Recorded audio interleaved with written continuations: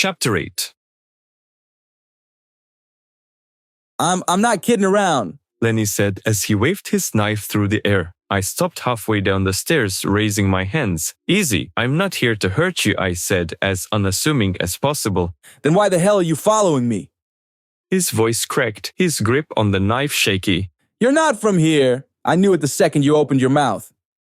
I stayed still, keeping my voice calm. You're right, Lenny, I'm not. You think I'm stupid? That gaudy cross hanging off your ear? What is a Russian thug doing chasing me? And how the hell do you know my nickname? I watched as his eyes darted to the door below. He picked up on my slight accent. Maybe he thought I was from some rival gang. His paranoia could give me some leverage for what I needed. I know what you did, I replied, voice cold, like I've said it 100 times to perps on the street. His face tightened, like he'd taken an arrow to the gut. Holding his gaze, I leaned into the gangster act, promising casual violence with my tone. You're a snitch for the police, a fucking traitor. His face paled, the knife wavering in his hand. I don't know what you're talking about. His grip on the knife faltered, and for a moment I thought he might drop it. I seized the opportunity and leapt down to the landing, slamming into him. The momentum knocked him to the floor, sending the knife clattering down the stairs. He looked up from the ground, the breath knocked out of him. He narrowed his eyes. You need to leave right now. You don't know what you're messing with. The sound of a door creaking open above us cut through the tension. A voice called down, Everything okay down there? Yeah, I called back, trying to sound casual. Just dropped something. The door closed again and the stairwell was silent except for the sound of our breathing. I needed Lenny for the next phase of my plan. He seemed driven by fear, so I couldn't let him know I was clueless. I slipped back on the icy metaphorical mask of a Russian gangster. So, you think you know what I'm messing with? I crouched beside him. I don't think you want to get on your boss's bad side, do you? He stared at me for a long moment, his chest rising and falling like he'd just run a marathon. He slumped in defeat. What do you want? Just a small favor. Fine, but not here. You've already drawn enough attention to me. That wasn't so hard, was it? I said as I walked down the stairs to pick up his knife. I pocketed the knife and compulsively touched the earring. Chai chimed in, his voice smug as always. Way to keep it subtle. On the way to the diner, Chai grilled me. Why'd you let Lenny go? Won't he run or call for backup? That's what I would do. I had already thought about Lenny's too quick agreement to meet, so I had a reply ready. No, we've got too much on him. It's not like he can tell his gang we're blackmailing him for ratting on them. He'll show. The diner was loud and crowded. Dishes were clinking and orders were shouted. The sounds made my ears ring with pain. I felt a sense of unease, probably due to the crowd. Large gatherings of people made me feel dread. It always felt like there were twice as many people in the room, like there were more people there than I could actually see. I sat in the corner booth, my back to the wall. Chai lounged across from me, arms stretched across the back of the booth as though he owned the place. His perpetual grin was equal parts irritating and oddly comforting. His presence in my life made me question past encounters. Had he been the first ghost I've interacted with? I couldn't always hear him, and I hadn't seen him at all before he possessed me. The noise of the diner thinned, yet a pressure lingered, squeezing in from every angle. A disconcerting thought crept in. Could I sense other ghosts even if I couldn't see them? Was this crazy mess some aspect of Chai? Or me? Wow, the food here looks abominable. I forgot what I was brooding about.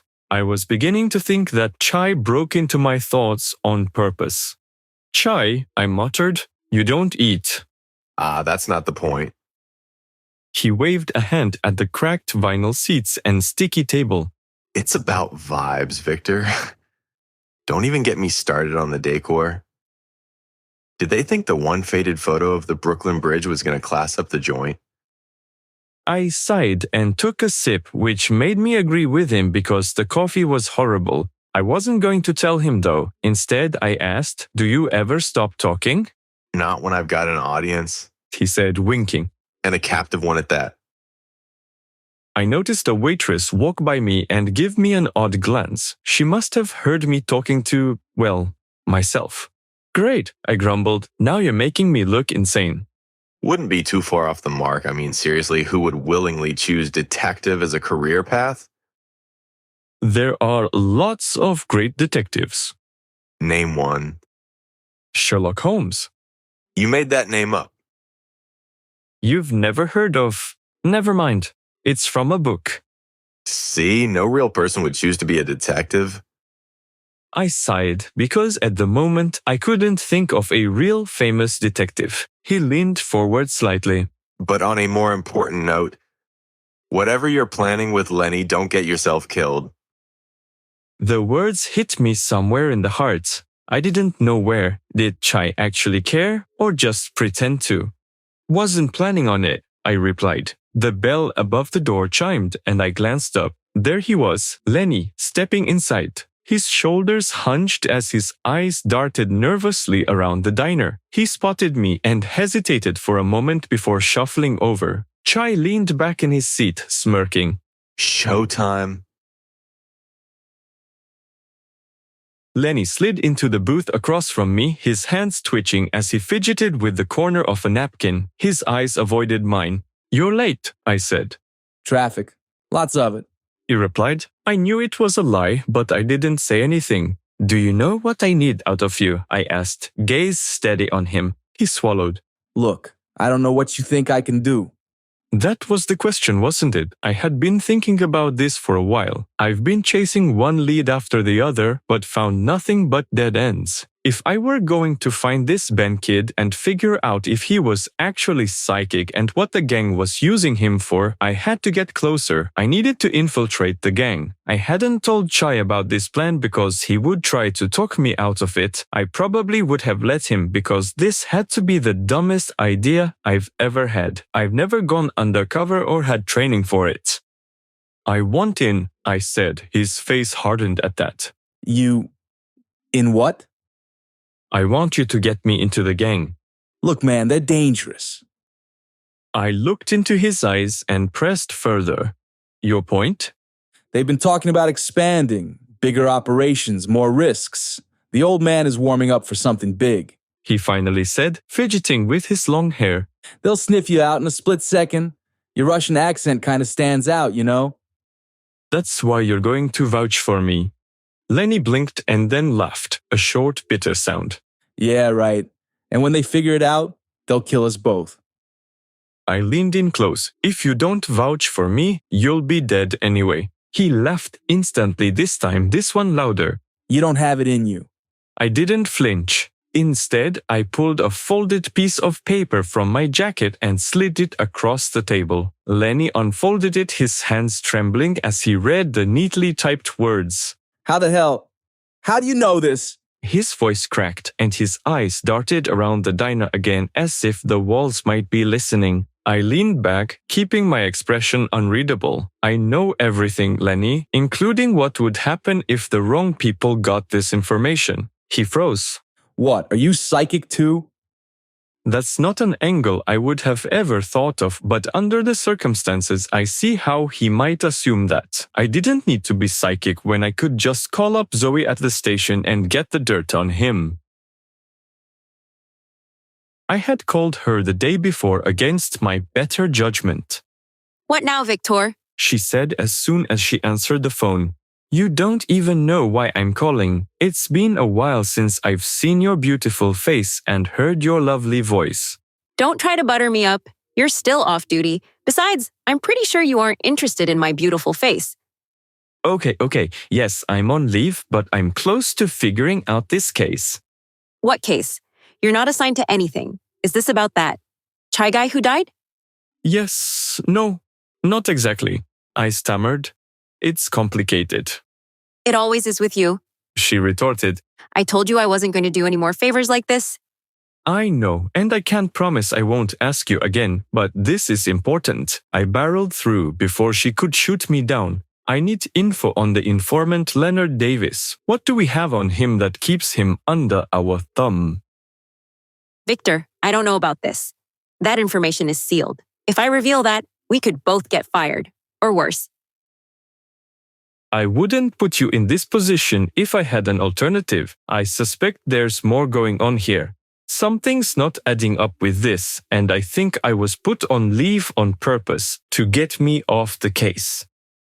You think the chief is involved? She said, alarmed. I don't know, but I need to follow this lead and find out. Why is the station always working with informants, but we haven't cracked this gang apart yet? We should have enough on them by now.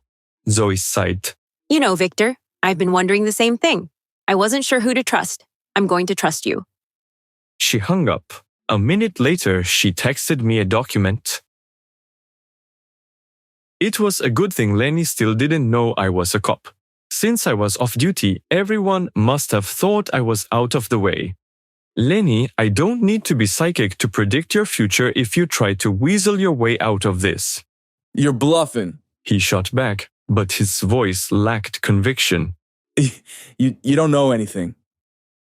Do you really want to find out? I leaned back, crossing my arms. If you're so confident, walk away. He stared at the paper, his face tight with fear. He didn't move from his spot at the table. You're playing a dangerous game. Welcome to my life. After making a plan with Lenny, we waited for him to leave. As soon as he walked out the door, I slammed my coffee down. What are you, some kind of badass? Chai said. I didn't know you had it in you, man. The tough guy act crumbled. I dropped my face into my hands and leaned on the table. No, Chai, I'm not. I didn't have any other choice. You had me. I thought you were actually going to be cool for a moment. He said with a grin. I am still a cop. I will always be a cop, I said, simmering. I hear you, man, sticking to your guns. I felt sick and annoyed. I was tired of Chai's games. You don't know what it's like to have conviction, a purpose. You just fell into gang life and pretend to be some sort of thug. But look where that got you. Now you act like you're the fucking Buddha with your thug wisdom.